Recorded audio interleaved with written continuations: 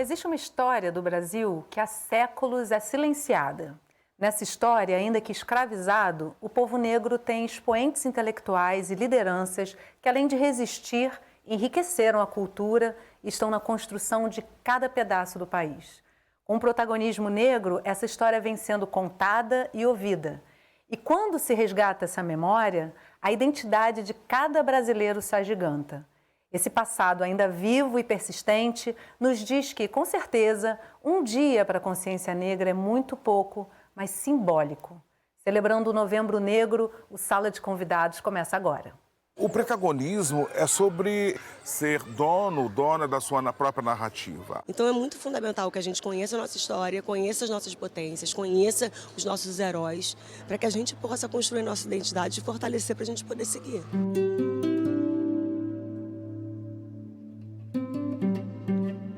Procuramos trazer artistas negros que representam outros artistas negros também, mas numa posição mais honrosa. A gente quer ter poder de decisão, de fazer novas escolhas. O meio literário ainda é um meio majoritariamente branco, mas os negros, apesar de alijados em geral desse processo, são os responsáveis pelos grandes salvamentos desse mercado. Não existe uma história crítica que não tenha sido feita por pessoas negras. Comigo no estúdio hoje, conversando sobre o Novembro Negro, Gisele Maria, coordenadora de Políticas de Promoção da Igualdade Racial do município de Queimados, no Rio de Janeiro. Também com a gente aqui no estúdio, Adriana Odara Martins, coordenadora de Organização do Movimento Negro Unificado do Estado do Rio de Janeiro. E participando da conversa remotamente, Raquel Quintiliano, jornalista, escritora e promotora da equidade de gênero e raça. Eu adoro quando você participa de casa me mandando as suas perguntas ou dividindo uma experiência com a gente. Eu recebo aqui pelo WhatsApp 021 99701 8122 ou pelas redes sociais do Canal Saúde. Então não deixa de participar. Gisele, Adriana, Raquel, que prazer enorme estar com vocês aqui hoje, celebrando, pontuando a nossa conscientização sobre a história do Brasil e da população negra enquanto protagonista da construção dessa história, né? Então, que prazer estar com vocês aqui hoje. Eu vou começar com você, Adriana, trazendo a importância desse feriado ter se tornado esse ano um feriado nacional. Ou seja, aqui no Rio de Janeiro a gente já celebrava esse dia, parava para refletir sobre isso, ou pelo menos se debruçar a essa possibilidade, né? Mas agora é um feriado nacional. O que isso significa? Então, olá.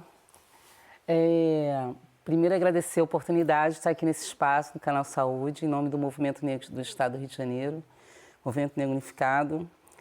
Também gostaria de dizer que eu integro o Instituto de Pesquisa das Culturas Negras, sou diretora lá, e alguns outros espaços de luta.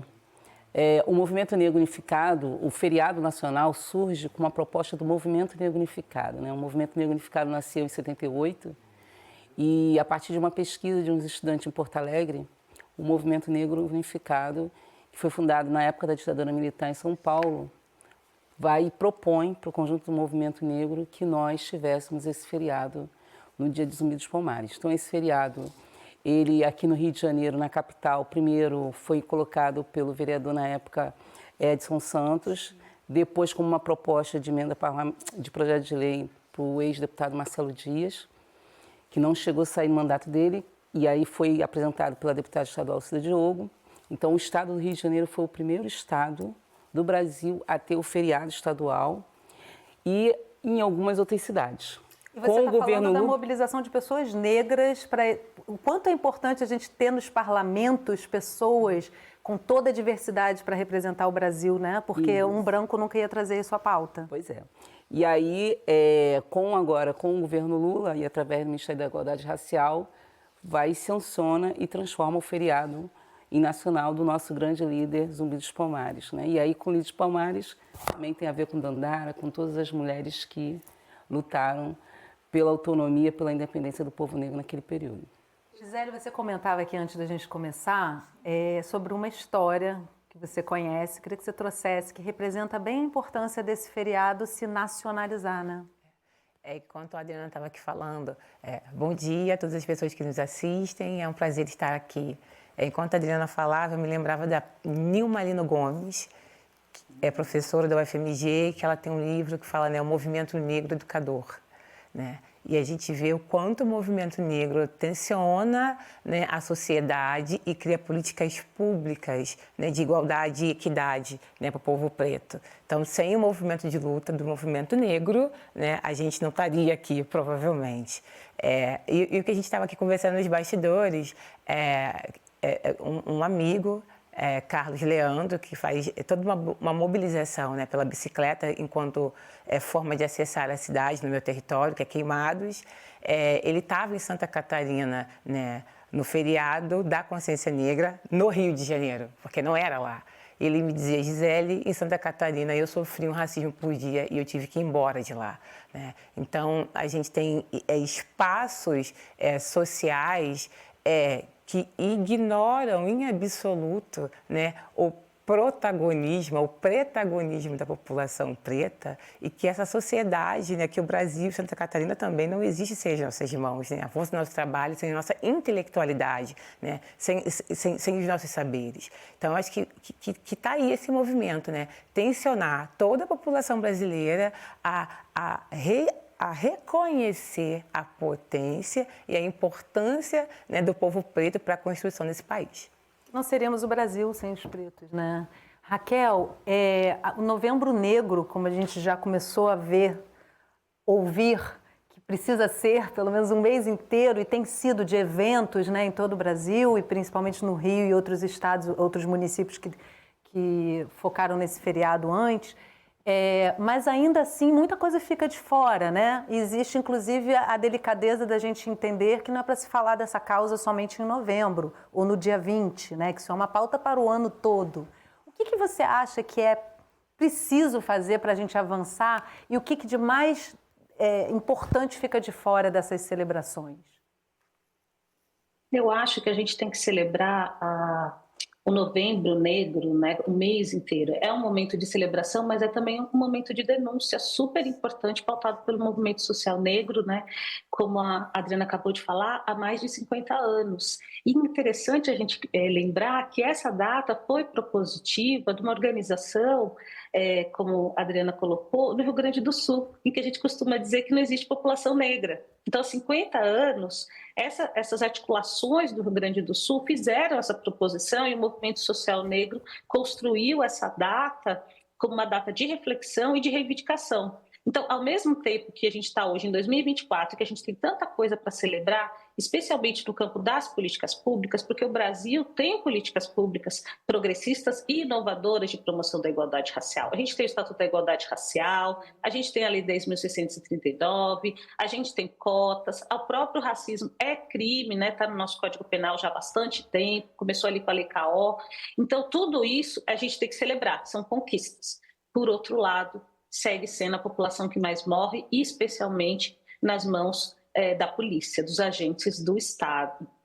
E agora, especialmente, população negra criança, de 0 a 10 anos, sendo assassinada por arma de fogo, muitas vezes em situação que elas estão brincando na porta de casa, no colo da mãe, no colo do pai, dentro da casa do tio jogando videogame, como a gente viu na pandemia, que foi com o menino João Pedro, uma pessoa que simplesmente aperta o elevador para uma criança subir sozinha no prédio e acaba que essa criança morre, que é o caso do menino Miguel, lá de Pernambuco. Então, a gente está vivendo um momento agora que temos muito a celebrar, mas a gente tem que refletir muito sobre essa ação intencional do Estado e também das pessoas de toda a ordem em aniquilar a vida das pessoas negras. E essa ação está muito concentrada agora nas crianças. Eu acho que esse é um alerta que a gente não pode esquecer nesse 20 de novembro de 2024.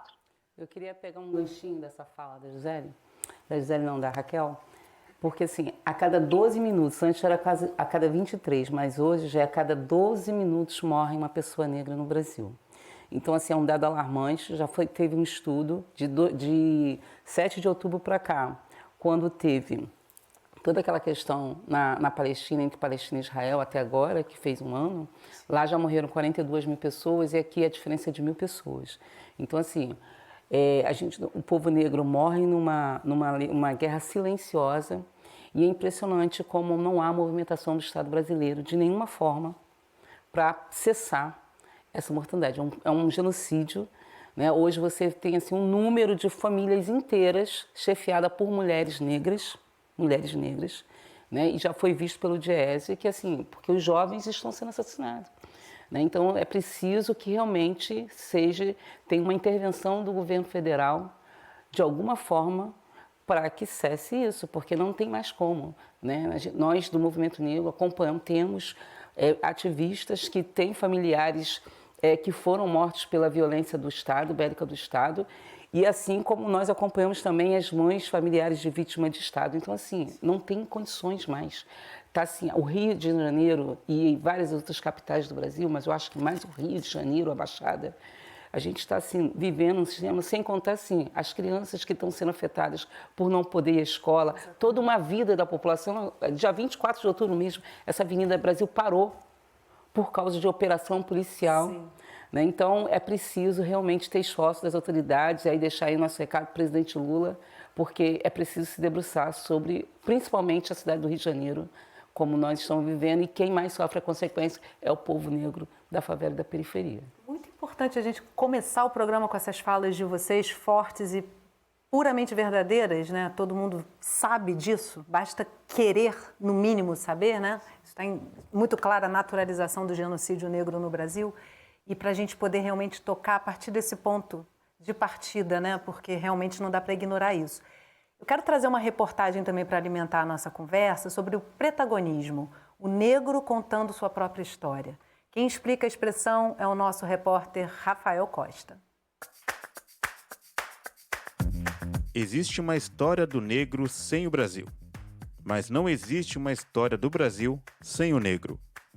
Quando o fotógrafo Januário Garcia disse essa frase, talvez não soubesse da força que ela ganharia para reverenciar a herança africana.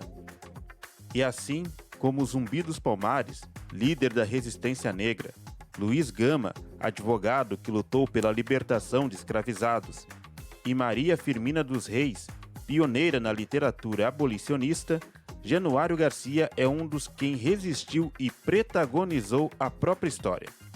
Mas como assim? Protagonismo? O protagonismo é sobre emancipação, sobre autonomia, sobre ser dona da sua própria narrativa. Rodrigo França conta que o neologismo surgiu para ampliar o conceito de protagonismo negro. E isso a partir da própria história de vida dele, retratada no livro que recebeu o nome de Protagonismo. Porque o protagonismo também está nisso, na minha função como diretor de cinema. Quem assina o cheque? Quem é que é o dono da produtora que recebe a verba para poder produzir um cinema, um teatro, recebe a verba do streaming? Né? A gente ainda precisa, muitas vezes, da mão branca para poder validar o nosso projeto ou não, mesmo que seja a partir da nossa história. O protagonismo vai além de ser o primeiro ou a primeira negra em determinado cargo ou posição. Entender essas diversas subjetividades, essa diversidade dentro da negritude, é o ponto-chave quando a gente pensa na nossa comunidade. E é no sentido de celebrar a presença e expressão negra nas artes que a exposição Protagonismos recebe o público no Rio de Janeiro. Andando pela exposição, é possível vivenciar uma experiência que inspira e educa, provocando questionamentos sobre raça, identidade e reparação histórica, além de ser uma maneira de dar visibilidade aos trabalhos de artistas negros nos acervos de museus e na história da arte brasileira. Nós procuramos trazer artistas negros que representam outros artistas negros também, mas numa posição mais honrosa. Protagonismos é uma exposição montada a partir da relevância artística, trazendo para o presente talentos que atravessam gerações. Por exemplo, nós temos aqui na mostra o Leôncio Vieira, que vai retratar uma camélia. Ele não está falando diretamente sobre o racismo, mas ele está falando de um símbolo que é um legado para o racismo. Temos aqui também o Firmino Monteiro mostrando uma obra do Vercingetorix diante de Júlio César, que é um escravizado do Império Romano. Então isso dialoga diretamente com a história que ele está vivendo no Brasil. Pretagonismos é um mergulho histórico artístico que resgata e coloca negros e negras no centro da cena artística brasileira. Gisele, eu queria trazer essa frase que o Rafael Costa, nosso repórter, introduz logo no início da matéria, né? Existe uma história do povo negro sem o Brasil, mas não existe uma história do Brasil sem o povo negro, do Januário Garcia. Resume bem a importância do negro na construção da história do Brasil, o protagonismo, muitas vezes, que se coloca e que é silenciado na nossa história, né? Sim, quem conta a história, né, escolhe que história contar, escolhe o que vai trazer à baila, o que vai iluminar e o que vai deixar trancado na gaveta. E assim, por exemplo, essa exposição, né, o Pretagonismos, ela traz várias obras de autores negros que estavam guardadas dentro do Museu de Belas Artes e que nunca tinham sido expostas. Obras dos anos de 1800, por exemplo, né? De professores pintores negros das Belas Artes do Brasil que a gente nunca tomou conhecimento. E aí, quando eu fui assistir a exposição, eu falei, ainda bem que só guardaram na gaveta, não queimaram, né? Que a gente consegue hoje, tardiamente, mas que bom, eu preciso dizer, acessar, levar os estudantes, né, trazer o pretagonismo para essas obras. Desculpa até só te interromper. Para quem cursou a escola normalmente no Brasil, ou seja, todos nós, a gente até se surpreende. Uau, artistas negros no século XIX, né, século XVIII, ou seja, ouvindo o Projeto Quirino também, quem conhece o Projeto Quirino, você fala assim, caramba, né, a gente precisa reconstruir essa história para poder colocar o negro nesse lugar, né? E inclusive, muito mais surpreendente ainda, de resistência e, em paralelo, criações culturais e pensamentos intelectuais. Sim. Né? Daí a importância da Lei 10.639, combinada com a 11.345, que elas vêm no sentido de passar esse processo de identidade, de herança, de coisas boas, de coisas positivas para as novas gerações. Porque nossa geração só aprendeu que nós viemos para cá subjugados, enquanto animais, porque foi assim que nós fomos tratados com o processo da colonização. E a Lei 10.639 faz isso, porque toda a formação que eu tenho, que Gisele tem, que Raquel tem, ou seja, que o movimento negro tem, que educador, veio da militância. Sim. Então, quando vem a Lei 10.639, que ainda não está de fato implementada como realmente uma política pública no processo educacional. Eu sou uma educadora social, não sou uma educadora formal, eu sou uma baiana de Acarajé e professora de Acarajé, então eu dou aula de cozinha de terreiro, que é uma outra área que o país perde por não ter a dimensão, entendeu, da história, da riqueza ancestral que tem por trás dos terreiros, né, e que é salvaguarda dessa memória que a gente está colocando, né? Então, também gostaria de deixar registrado que Januário Garcia, que foi citado, ele foi presidente do Instituto de Pesquisa das Culturas Negras, que faz 50 anos ano que vem. Coisa maravilhosa. Gisele, e você está com um livrinho aí na mão? Pois eu assisti a exposição recentemente com algumas amigas. Pra câmera do Alexandre, eu por acho favor. que vale muito a pena a gente aproveitar esse espaço, né, dizer para as pessoas passarem no espaço do BNDES Cultural e irem lá. No Rio de Janeiro, né? Vale muito a pena, gente. Irem lá assistir a exposição, uma visita guiada maravilhosa. Mostra o livro também. E aí o livro do Rodrigo França também, né? Esse nem é meu, é de uma amiga que está todo autografado, vim trazendo com o maior zelo. Professora Sandra Remígio, que é poetisa lá da cidade. E eu queria só fechar que quando a gente é sequestrado de África e vem para cá, não sequestram só nossos corpos, mas nosso corpo de intelecto, sabe? A nossa inteligência também, o nosso poderio intelectual, né? Você leva para Ouro Preto uma pessoa negra que entende de ouro, sabe? Exatamente, especializados, nada, né? É não intencional. Eu acho que a Raquel, como jornalista, ela poderia também falar um pouco de como, um livro também, como é violenta o processo da imprensa, da grande mídia em relação à questão racial. Deixa eu só pedir para aproveitar aqui o momento para ela falar um pouquinho do livro dela. Deixa eu confirmar aqui o nome, Negra Percepção sobre Mim e Nós na Pandemia, né, Raquel? Fala um pouquinho. É bom a gente mostrar quanto que está se produzindo de coisas interessantes para pretos, mas eu acho que talvez até principalmente brancos se debrucem sobre essas obras, né? Acho fundamental. Acho que essa discussão que o Rodrigo França traz, né, e que ele coloca o protagonismo, né, o negro do protagonismo, vem também de uma estratégia da nossa saudosa Lélia Gonzalez, que falava português. Ela falava assim, português, né, o português da população negra.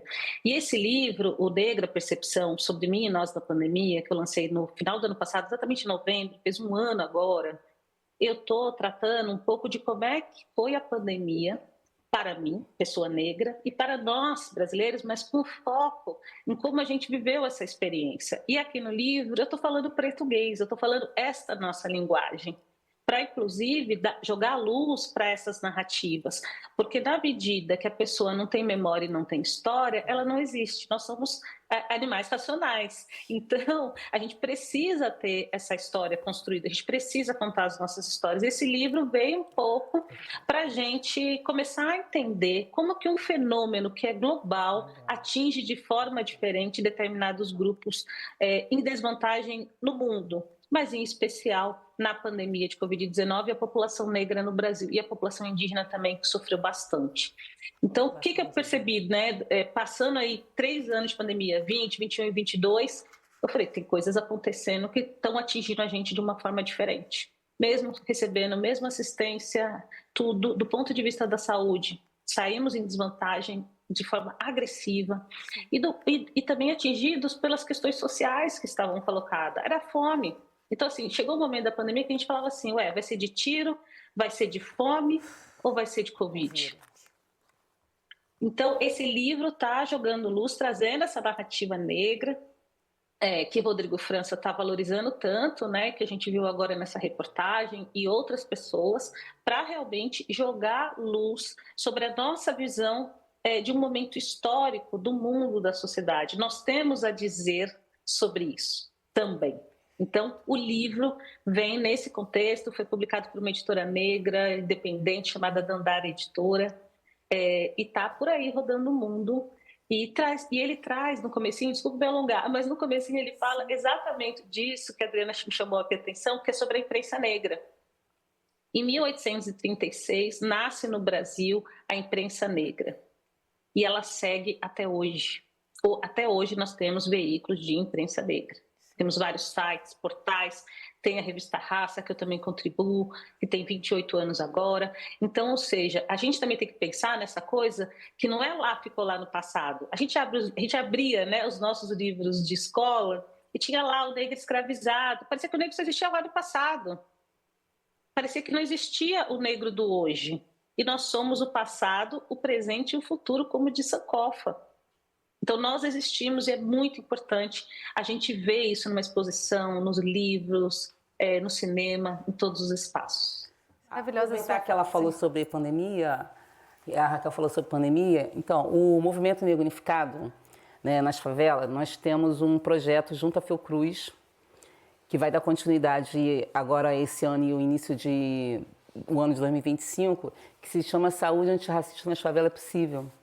E nós fizemos um documentário que dá para acessar pelo link no site da Fiocruz e também tem uma cartilha que é Saúde Antirracista, que todo mundo está pedindo, que foi fruto desse trabalho, que continua. Então, assim, é uma forma de discutir saúde mental, fazer a relação da saúde mental dentro das favelas e periferias e está sendo assim de algumas favelas do Rio de Janeiro. Nós estamos mais ou menos cerca de seis favelas aqui do Rio de Janeiro e que tem sido muito produtivo esse trabalho. Aí depois, se a produção puder botar o link na tela aí. A gente coloca nas reprises. Isso. A gente coloca nas reprises sem falta para quem quiser acessar. Ótimo. E eu só queria também registrar que na pandemia, a primeira pessoa que morreu na pandemia foi uma empregada doméstica. Então, assim, em todos os problemas que acontecem sociais, os mais vitimados, em primeiro lugar, são as pessoas negras, principalmente das favelas e periferias. Expostas, né? E a imprensa, que eu também queria rapidinho complementar, quando há os assassinatos, e eu, desculpa, está vindo toda hora, porque isso precisa falar, a sociedade precisa falar sobre isso, porque a gente não aguenta mais enxugar tanto sangue do povo que professor Sidney fala que a gente está derramando nosso axé e eu sou uma mulher de terreiro no chão, porque sangue é axé. No chão como nada, como se fôssemos nada nesse país. Sempre quando os jovens são assassinados, sempre tentam colocar o jovem como se fosse uma pessoa envolvida no tráfico, como uma desculpa, né? Então, assim, a gente já conseguiu, em vários casos, provar que esses jovens não tinham nada a ver com o crime organizado.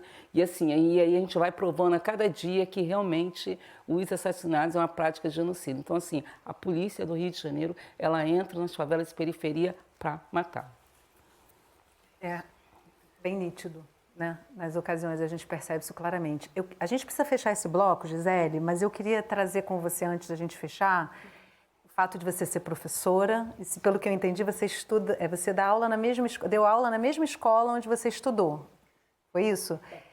Deixa eu só chegar na pergunta, aí você me confirma isso aí. Mas, assim, é muito interessante o que a Raquel trouxe com relação à história da imprensa negra, porque no momento da abolição da escravatura, teve uma pesquisadora, Maria Alva Barbosa, que fez um levantamento da mídia tradicional da época, né? A mídia que chegava às casas, na maior parte das casas. E essa mídia noticia a abolição da escravatura como algo da comunidade branca. A comunidade branca gerou esse fato, permitiu esse fato. Nós somos somos contra a escravização e por isso vamos lutar pela abolição, né? E não existe registrada nessa mídia da época a voz dos negros, que são a população mais impactada pelo evento da abolição, né? Como vão ficar depois, o que isso representa para eles. Eles não têm voz nesse espaço. Eu queria saber o que muda com tudo isso que a gente está discutindo, que a sociedade está discutindo, na educação das crianças, na escola. Será que essa história está sendo contada em escolas, principalmente as escolas públicas? São boas provocações para a gente pensar, né? Então, eu fiz uma pesquisa, né? Enunciações de raça e cor, encontro com crianças do ensino fundamental. E aí eu fiz a minha pesquisa de mestrado com as crianças da escola que eu estava atuando enquanto orientadora pedagógica, né? E aí, na verdade, era a minha intenção, observando, né, o racismo, né, era meu objeto ali, e as crianças, né, eram as minhas interlocutoras, e eu queria saber como era o racismo na experiência delas com o mundo, se elas percebiam, se elas entendiam a questão do racismo. E aí, assim, né, não conversei com criança fazendo questionário, ou fazendo... Você já sofreu racismo, sabe? Então, a gente conversava, né, através da literatura infanto-juvenil preta, crianças de 8, 9 anos, eu as acompanhei por 2 anos na escola pública, até eles saírem da escola, que a escola só ia até o 5º ano de escolaridade, né? Então, acompanhei até a formatura deles e a mudança de ciclo. E aí, assim, eles me denunciaram violência policial contra o corpo negro, violência doméstica contra a mulher preta.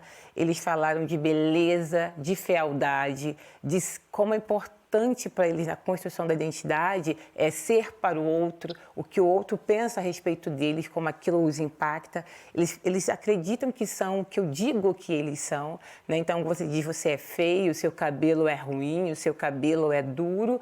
Então, aquela criança trazia para dentro da nossa roda de conversa que ela não gostava do cabelo, por exemplo. Mas também eu tinha outras crianças, e isso aí não era geral, não era todo mundo pensa daquela forma, era a experiência de ser negro que estava se construindo em cada uma delas. Diversa também. Diversa. Né? E aí eu tinha meninos que falavam, tia, como eu amo minha pele, né? Como eu gosto de mim. Então tudo isso vinha e era uma construção coletiva também do belo, do negro como potente, com as crianças negras e com as crianças não negras. E aí quando você pergunta, né, como é que está isso na escola pública, né? E a Adriana traz a 10.639, 11.645, né? Quando a gente está numa perspectiva de trabalhar a questão afro-indígena dentro da escola, eu admito que, embora a lei tenha 20 anos, né, ela já debutou, já ganhou maioridade, a gente ainda precisa trabalhar muito. A gente ainda encontra, né, equipamentos públicos onde as pessoas não conseguem fazer essa discussão,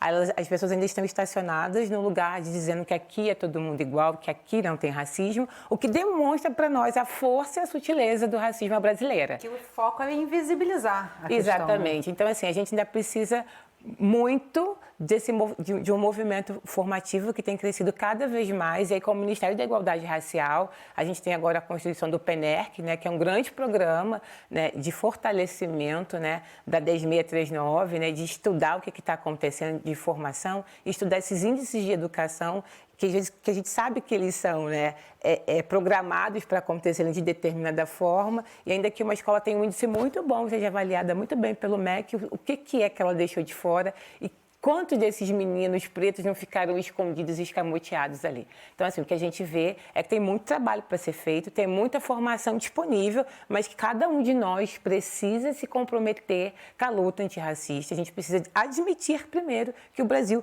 é um país racista.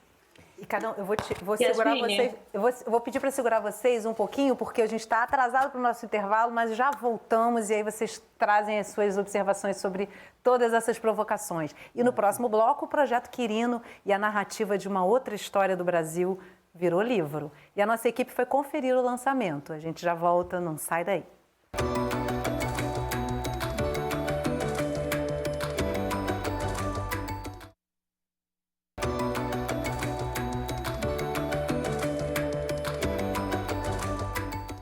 A Sala de Convidados está de volta conversando sobre Novembro Negro. Comigo no estúdio para essa conversa, Gisele Maria, coordenadora de políticas de promoção da igualdade racial do município de Queimados, Rio de Janeiro. Também aqui com a gente no estúdio, Adriana Odara Martins, coordenadora de organização do Movimento Negro Unificado do Estado do Rio de Janeiro. E participando dessa conversa remotamente, Raquel Quintiliano, jornalista, escritora e promotora da equidade de gênero e raça. E você que ainda não participou do programa hoje, manda suas perguntas, seus comentários para mim pelo WhatsApp 021 997018122 ou pelas redes sociais do Canal Saúde. Eu já tenho aqui uma participação, mas vou segurar para depois da nossa matéria. Queria retomar aqui primeiro com a Adriana, que tinha comentários feitos, a gente fechou o bloco com várias provocações. Então, eu só queria complementar um pouco da fala da Gisele, que é em relação à questão desse ensino nas escolas. Nós estamos passando um problema sério, grave aqui no estado do Rio de Janeiro, que recentemente foi criada uma lei, né, assim, a toque de caixa durante o processo eleitoral, que é do ensino religioso no período. Já tem a lei do ensino religioso, confessional, e agora também no período das férias. Então, nós, do movimento, da Comissão de Combate à Intolerância Religiosa, do Movimento Negro, do Movimento Social, né, junto ao CEP, a Comissão de Combate à Intolerância Religiosa, nós estamos começando a fazer uma movimentação para rever essa questão dessa lei, porque essa lei ela acaba legitimando os processos de fundamentalismo na base da educação, que é onde a gente está formando as nossas crianças. E é muito ruim isso para as concepções, para o aprendizado, até mesmo dentro do processo da Lei 10.639. E falar das crianças é importantíssimo, porque é aí que se funda a autoestima, que se funda a percepção de mundo, né, Raquel? É exatamente isso, e acho que a provocação que você trouxe, Yasmin, no começo aí dessa última questão, é muito importante, sobre a abolição. A abolição não foi um ato da população branca, a abolição foi um ato da população negra, organizadamente, e que teve branqueados. A gente viveu revoltas conhecidas como Revolta dos Malês, Revolta dos Búzios, do Rio Grande do Sul, teve revoltas também, e essas pessoas negras se articulavam e conversavam, inclusive trocavam comunicação escrita. A gente tem a ideia de que a população escravizada e a população negra liberta em 1800, não lia, não escrevia. Não, nós tínhamos intelectuais e essas pessoas se conectavam. A Revolta dos Malês ficou muito conhecida por um grupo que se conectava e conversava, inclusive de forma escrita. Então, eles se articularam para construir a abolição. A abolição é resultado do movimento negro daquele momento, com a ajuda de aliados brancos. Isso é muito importante a gente registrar, porque senão a gente perde essa noção de que foi a própria população negra, escravizada e livre, que construiu a abolição no Brasil. No período da Lei Áurea, quando a Lei Áurea foi instituída, só existia 700 mil negros em cativeiro. Todo o restante da população foi colocado em liberdade através dos quilombos, dos processos dos quilombos e também dos processos de ganho, principalmente para as escravas de ganho, né? Na maioria baianas de acarajés, que compraram muitas alforrias. É muito importante trazer isso, né, Gisele? E lembrar também, por exemplo, de Luiz Gama, né? Que foi um homem negro autodidata também, né? Que o direito brasileiro veio reconhecê-lo como advogado muito recentemente, né? E de toda a sua história de luta pela libertação, né? De outros irmãos que estavam sendo escravizados ali. Ele mesmo nunca tendo sido um homem escravizado, foi vendido enquanto tal, né? E aí ele experimenta, né? A vivência, a dureza do racismo, da escravização, mas como autodidata, enfim, em toda a sua história, ele passa a trabalhar numa delegacia de polícia, aprende, né, depois de ter aprendido a ler, enfim, como um homem branco, aprende ali a construir toda a argumentação, né, e a fazer a defesa dos seus irmãos. E aí, assim, trazer isso, essas histórias, né, ter um movimento negro, desde que a primeira pessoa preta pisou nesse território e antes ainda, né, que resistiu à escravização, nunca foi algo pacificado, né? Não são pessoas escravos, né? Todo mundo lá vamos, sim ou não, né? A gente foi escravizado, né? Tem uma ação de alguém violenta contra os nossos corpos e é isso que a gente está tentando trazer para os estudantes dentro da escola pública, com literatura afro-brasileira, com literatura infanto-juvenil, enfim, né, para jovens e adultos, tem tantos outros autores e autoras, né, que a gente pode pontuar, porque há uma necessidade urgente da gente se reconhecer. É muito ruim você estar numa escola que o mural não te representa, que a literatura não te representa e que a foto sua, né, ou dos que se parecem contigo, é sempre numa posição de inferioridade. Aí você começa a negar a tua cor, a negar o teu cabelo, porque não tem beleza, não tem alegria. Naturalizar esse lugar, né? Naturalizar, porque eu acho que existe uma naturalização realmente na sociedade brasileira do lugar do negro, que é sempre um lugar subalterno, sempre um lugar, né, Até mesmo para os intelectuais, né, para as pessoas que se destacam na sociedade negras, não tem o mesmo valor. E o que precisam passar para poder ser uma pessoa branca. Né? Nós temos Sim. intelectuais importantíssimos, como o professor Flávio Gomes e outros tantos aí, Conceição Evaristo, que não tem o mesmo... Maria de Jesus. Entendeu? Por exemplo, a Conceição nomes, Evaristo, nós nunca conseguimos colocá-la numa cadeira aqui na Academia Brasileira de Letras. Na época, no Movimento Negro fizemos, eu fui uma das pessoas que fomos para lá, fizemos uma movimentação para ela assumir a cadeira de letras da Academia Brasileira de Letras e a gente não consegue. Porque quando vem, já vem alguns acordos dentro do mundo branco, entendeu? Sim. O mundo branco no Brasil... E a Academia Brasil, Brasileira de Letras foi fundada por um homem negro, Machado de Assis. Assim como a Caixa Econômica. Né? Então, assim, tem várias... Eu queria trazer a reportagem, porque traz bastante a respeito do Projeto Quirino, que eu acho que é uma nova proposta de se reler a história e de se reconstruir a história, que vai precisar ser feita continuadamente de agora em diante, porque isso reconstrói a história do Brasil, né? Que uma história de luta, assim, não é um povo passivo, né? É um povo que já lutou muito. E aí, para tirar esse lugar de fábula da história, né? Porque a forma como eu aprendi na escola era um lugar assim que Princesa Isabel foi lá e assinou um documento, uma canetada. Foi ótimo. Foi muito caridosa, muito boazinha, teve pena gente, essa história de fábula precisa ser recontada com urgência para a reconstrução. E foi uma falsa abolição, porque nós vivemos uma abolição até hoje. E continua até hoje. Entendeu? Porque os processos de desigualdade continuam, pelo contrário, com o avanço do neocapitalismo vai aumentando mais a pobreza. A ditadura para os negros continua. Então, é preciso que nós realmente conseguimos reparações históricas, não só no Brasil, mas como toda a diáspora negra. Muito bom esse resumo. A história contada por negros no Projeto Quirino já resultou em um podcast imperdível, uma série de reportagens, projeto para escolas e agora livro. O repórter Rafael Costa foi com a nossa equipe conferir o lançamento. Muito antes da aprovação da Lei 10.639, em 2003, que tornou obrigatório o ensino de história e cultura afro-brasileira nas escolas, ativistas e intelectuais negros já preservavam e transmitiam a herança africana. Por exemplo, pelas rodas de capoeira, terreiros, confrarias, escolas de samba, blocos afro, literatura, artes e muito mais. E um dos expoentes dessa resistência é o Projeto Querino, que pela oralidade resgata histórias de personalidades negras que foram fundamentais para a construção do Brasil. E o que era um podcast, agora também é livro. Foi uma experiência gostosa, assim. Eu acho que quem ouviu o podcast no livro vai encontrar muita coisa nova. Definitivamente compensa ler o livro, e quem não ouviu o podcast pode começar direto pelo livro. Que, aliás, conta com entrevistas exclusivas e imagens de personalidades negras que não aparecem nas páginas do livro de história. O meio literário ainda é um meio majoritariamente branco, mas ao mesmo tempo é um meio que, se a gente olhar, por exemplo, para o boom dos anos 60, com Carolina Maria de Jesus, e para o boom dos anos recentes, com autores como a Djamila Ribeiro, Itamar Vieira, Jefferson Tenório, os negros, apesar de alijados em geral desse processo, são os responsáveis pelos grandes salvamentos desse mercado. E num bate-papo com o Tiago, a atriz Thaís Araújo se declara fã absoluta do podcast e defende que todo mundo deve conhecer o Projeto Querino.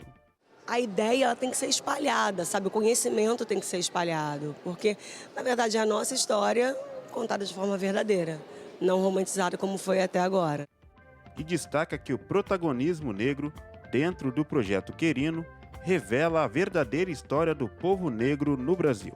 Então é muito fundamental que a gente conheça a nossa história, conheça as nossas potências, conheça os nossos heróis, para que as crianças e nós adultos também, que temos, né, uma identidade completamente cheia de lacuna, porque nos foi tirada essas histórias, para que a gente possa construir nossa identidade e fortalecer para a gente poder seguir. Não existe uma história crítica que não tenha sido feita por pessoas negras, né? Então acho que essa é uma das maravilhas também no projeto, que é lançar luz para isso. Né, lançar a luz para uma história que tem o tamanho do Brasil e que foi silenciada, mas que sempre esteve ali.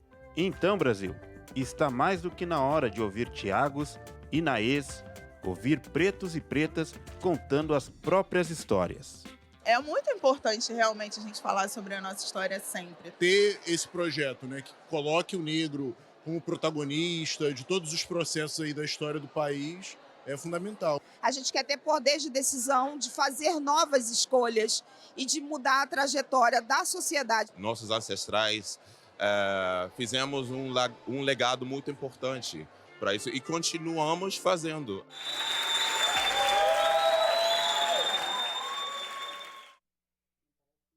Que incrível o Projeto Querino. A gente não consegue parar de falar aqui, porque tem tanta coisa que a gente não vai conseguir trazer no programa, mas, Gisele, tem uma coisa que eu não quero deixar de fora de jeito nenhum, que é a tua história com Mandiba, seu aluno, e a construção de uma relação com as crianças, com relação a toda essa história, para que elas se integrem na história, né, e saibam que elas podem estar em todos os lugares daqui para frente. Né? O que mais me marcou na minha experiência enquanto mulher negra, professora, orientadora pedagógica, né, naquele espaço, né, que era uma escola pública de uma região de Baixada, né, de Japeri, que é um lugar tão estigmatizado, uma escola que ficava perto de um complexo penitenciário, que o único equipamento público que as crianças tinham acesso, né, era a escola pública. E aí eu digo que a escola do pobre tem que ser a melhor escola, porque às vezes é a única oportunidade que ele tem. Então a gente não pode dar menos. Equidade, né? Não, A equidade trata disso, isso, né? Tratar os diferentes. É dar o tijolo que ele precisa. Com as suas diferenças. Isso. E aí o que elas me trouxeram foi que a escola precisa ser também um espaço de escuta.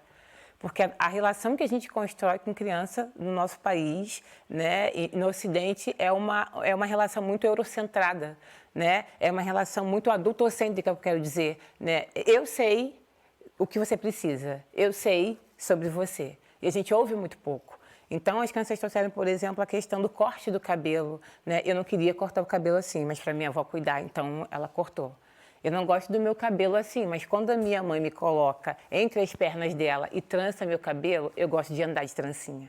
Mas qual era o tempo da mãe para trançar e fazer aquele cuidado para uma vida que tem, às vezes, outros irmãos, uma vida que tem uma dinâmica que não permite, às vezes, muito esse tempo.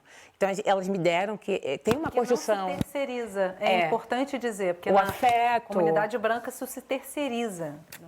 Então... E essa mãe não. Geralmente uma mãe da Baixada que trabalha, leva 2h30 para chegar na casa da madame, que a maioria são empregadas domésticas. Sim. É bom que fique bem, né, enegrecido isso. Então, assim, porque nós moramos na Baixada. Então, assim, o tempo que se leva para chegar na cidade, aqui no centro da cidade, é de 2h30. O transporte da Baixada para o Rio é caro. Dia, né? O transporte da Baixada é caro, Caríssimo. mesmo com bilhete único, é caro. Caríssimo. E é muito demorado, é extremamente desgastante. Então, essa mulher negra que vem para cá trabalhar na Casa das Mulheres Brancas, elas quase não têm tempo para se dedicar à sua família negra. E aí, Adriana, tem uma questão também que é como eu fui ensinada a cuidar de mim e do meu cabelo. Eu não quero que a minha filha sofra o racismo na escola, então às vezes eu vou alisar achando que o melhor para ela é fazer a desestruturação dos fios. A melhor coisa que eu tenho que fazer é cortar. Então, às vezes, no tempo que eu tiver, eu vou fazer uma escolha sobre aquele corpo, sobre aquele cabelo. E às vezes a criança quer fazer um outro tipo de negociação. E a gente não está acostumado muito a negociar com o filho. Vamos brincar, você quer cortar o cabelo como? Então, no tempo que eu tenho, às vezes eu ainda vou tomar essa decisão, que ainda é uma outra coisa importante para a gente dizer. Essa coisa de escutar, fazer a escuta do aluno, eu vou contar rapidinho a experiência com meu filho. Quando ele era pequeno, ele já foi para a escola sabendo ler, porque eu lia para ele desde o início, desde que ele nasceu.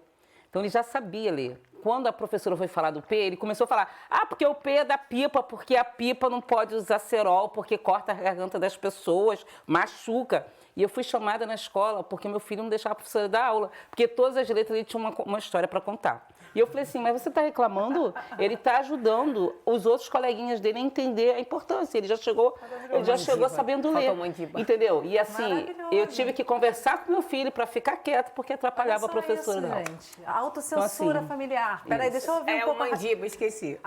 Isso. Fala do Mandiba para a gente levar para a Raquel também. Então, assim, quando a gente estava dentro do processo de pesquisa, a gente teve o cuidado de não revelar os nomes das crianças, mas trazer no nome delas, personalidades negras, né? Para trazer à baila também a história e a ancestralidade do povo preto. E aí, o Mandiba, né, que é o nome que dava um apelido do Nelson Mandela menino, é o que eu trouxe para esse estudante, que era essa pessoa inquieta, que era essa pessoa que se amava, que era aquele menino que tinha a palavra na ponta da língua, mas que a escola não sabia lidar com ele. Para a escola, ele era o problemático. Para a escola, ele era o incômodo. Mas ele é o Mandiba, sabe? Ele é uma potência. Ele é uma criança que ajuda as outras. O que é Mandiba, para quem não sabe? Então, era o apelido do Nelson Mandela menino, né? E aí, eu chamo ele assim, porque ele tem uma inventividade, ele tem um brilho no olho, ele tem uma sacada. Nome da tribo, né? Do Mandela. E Mandela era bem incômodo também, né? Isso. E aí a escola não sabe lidar com aquele que é diferente. A sociedade, né? Não é só a escola, não. Diferente, não. A sociedade. A sociedade não gosta quando questiona. Não é só ser diferente. A PM faz muito isso. Quando vocês começam a falar assim, você está errado, você não pode entrar porque você não tem mandado. Olha, você não pode encostar a mão em mim. Você não tem esse direito. O que aconteceu?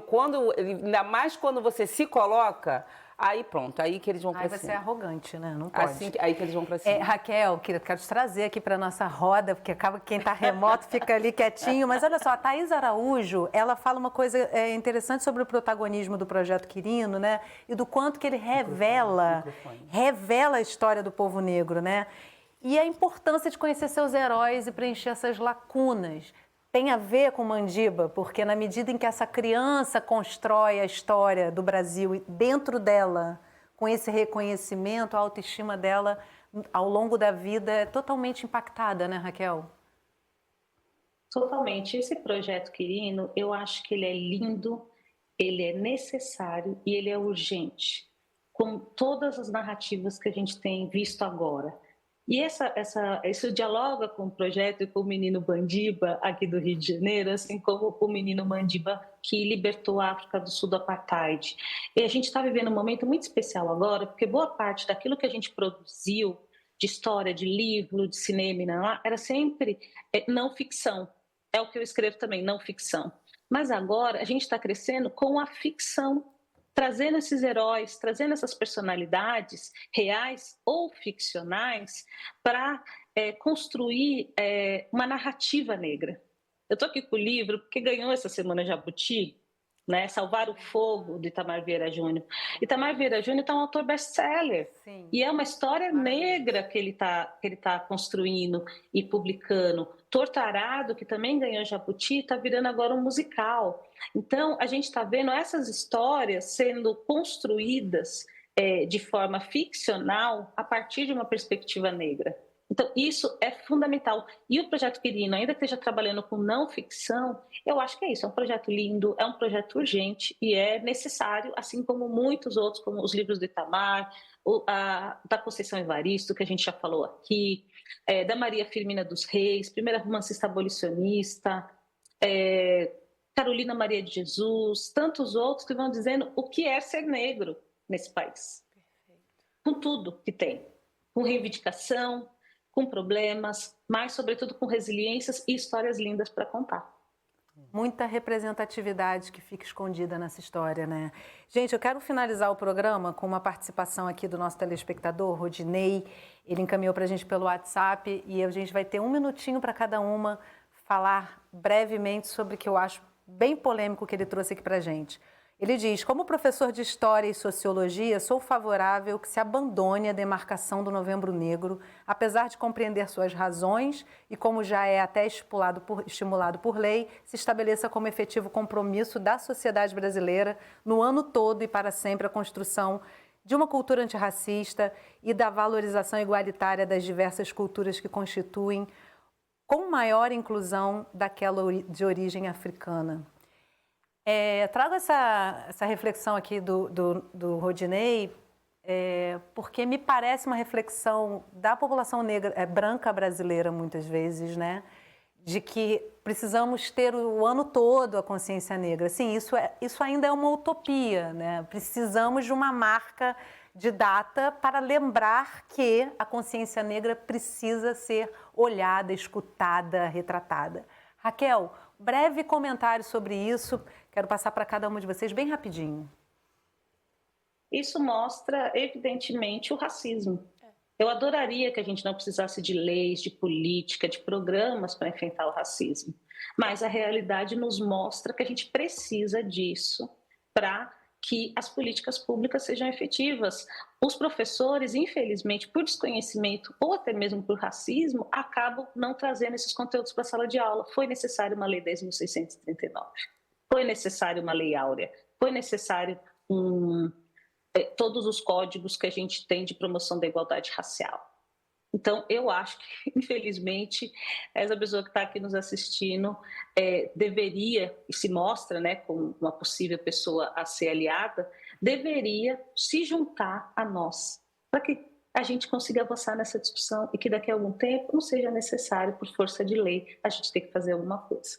Eu entendo que ele fala no lugar de sonho, né, Adriana? Mas não é real ainda esse sonho e para a população negra existe a importância, né, para desse nós, marco. assim, do movimento negro, a gente já não chama nem mais de consciência, nós chamamos já um mês e um ano de resistência negra.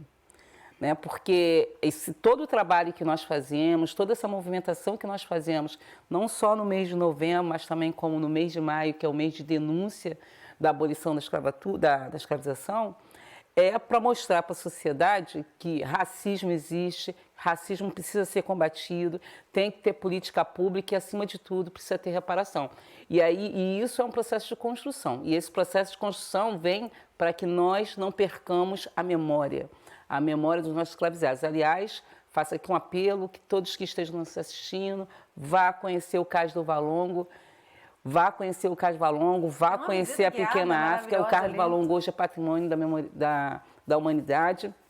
É preciso, porque antes, como nós falávamos, a partir do momento que nós vimos aquelas sepulturas dos nossos ancestrais, que ali pelo cais entrou mais de 1,5 milhão de africanos escravizados nesse país, ali pelo cais, e ali era feito comércio, nós tenha lá as sepulturas, está lá ao vivo, para que todo mundo possa ver, e como assim está lá no Instituto Pretos Novos. Então é preciso que a humanidade veja aquilo ali. Veja essa história. Gisele. A Adriana estava aqui falando, eu me lembrei do Rotas Negras, né, que o Ministério da Igualdade Racial está investigando agora, junto com os territórios, as possibilidades, né, de fomentar rotas para entender a história negra dentro de cada lugar. Hoje, em Queimados, por exemplo, a gente está fazendo um circuito guiado chamado Queimados Iguaçu Velho. A gente tem cerca de 30 pessoas que estão com um historiador e com um pesquisador da Universidade Federal Rural do Rio de Janeiro, conhecendo a estrada de Tinguá, a estrada uma das estradas mais antigas do Brasil, porque o Rio de Janeiro foi capital do país, e você tinha todo um escoamento de laranja da Baixada para o Rio. Então, você tem uma das estradas mais antigas do Brasil, Nova Iguaçu, e quem é que conhece? A gente tem um cais em Nova Iguaçu, e hoje a galera está lá visitando a estrada São Bernardino, entendendo Ali que tem quilombo lá. Ali dentro do Tinguá, tem a história do comércio, que era o comércio do ouro. Sim. E que ninguém conhece. A gente está começando outro programa. Outro programa, vamos marcar, temos que falar muito. E a reserva do Tinguá é muito abandonada. Mandar um abraço aí para a galera do movimento Pro Arrebio Tinguá. E aí, assim, como é que a gente não aproveita a potência do Novembro Negro para trazer à baila todas essas questões? A gente ainda precisa de um marco simbólico para não deixar esquecer o Holocausto Negro. Né? A gente tem outros movimentos e outros grupos étnicos que passaram por a questão do racismo, pelo genocídio, isso não é esquecido. Então, por que seria com a causa negra? Isso traz o que a Raquel fala, o racismo aí sutilmente se colocando novamente e não nos permitindo ver. O próprio branco não percebe. Então, muitas vezes, até como a Raquel disse, uma pessoa que é aliada antirracismo acaba reproduzindo uma fala sem perceber que, na verdade, o que motiva a significância desse dia é todo um movimento muito bem pensado a respeito disso. Eu, infelizmente, não posso mais passar a palavra, preciso encerrar o programa. Obrigada a você. A gente vai ter outros programas, o canal está sempre aberto realmente a essa pauta. Volta e meia e vamos ter vocês maravilhosas de volta, que bom que vocês vieram. À disposição. Raquel, muito obrigada. Adriana, Gisele, que prazer conversar com vocês pela consciência negra. E obrigada a você que acompanhou o programa de hoje aqui pelo Canal Saúde, um dos nossos canais parceiros. E não se esquece que a luta antirracismo é uma luta de todos nós, nas pequenas e nas grandes coisas. Vai lá no site do Canal Saúde se você quiser compartilhar esse programa. Lá você vai encontrar um acervo com toda a nossa programação. E não esquece que toda semana a gente tem um assunto relevante para dividir com você, então não vai perder o próximo programa. Canal Saúde, há 30 anos construindo cidadania. A gente se vê.